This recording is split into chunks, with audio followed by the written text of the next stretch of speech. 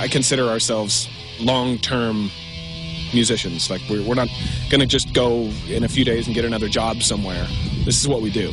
So the way I see it is I want to make this as interesting for us as possible. And what that means is constantly expanding what you do and doing different things and developing new ways of saying what you want to say. With this band, I do it all myself. It's just, I have a clear idea of what I want to do, and that's the way we started. And,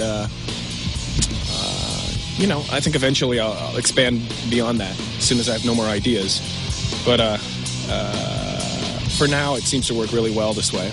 I record everything myself and then teach it to everybody.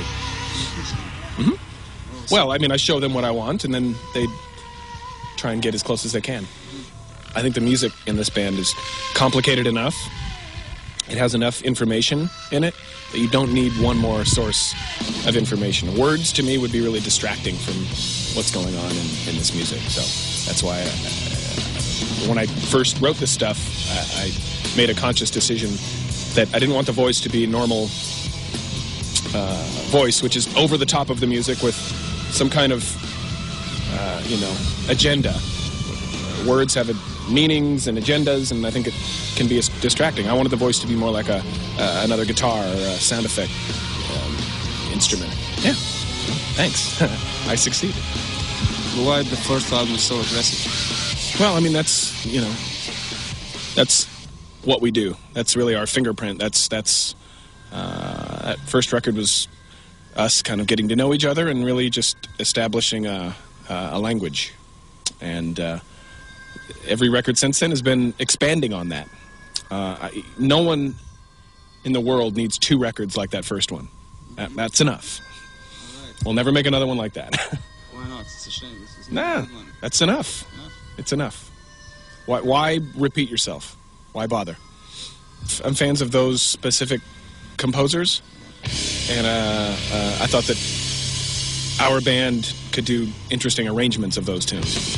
I had, probably 30 different ones to choose from because I'm a big fan of film music, so it was hard to choose those, but those are the ones that turned out the best. If we would have bothered to ask, maybe we would have gotten turned down, but as long as you pay, the composers, usually they're happy with it.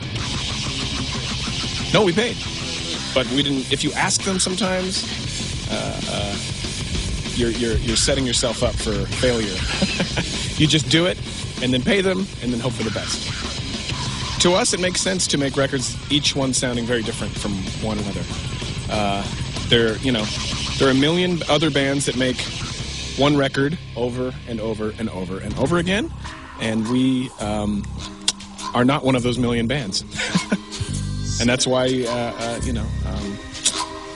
that's the way music makes sense to us. That's the way we hear it. That's the way we play it. And that's probably why we don't fit in very well with a lot of what's going on. After this last record, which has been really, it's real dark and kind of a pain in the ass to listen to. It's very difficult and somber and, very depressing almost, I think we wanted our next one to be very light and playful and childlike and almost comedic. So I wrote a bunch of stuff that's real goofy and fast and fun, and based it around a lot of children's music and cartoon sounds and things like that. So yeah, it's like watching a Saturday morning cartoon. Some people have lots of girlfriends or lots of other hobbies. I don't.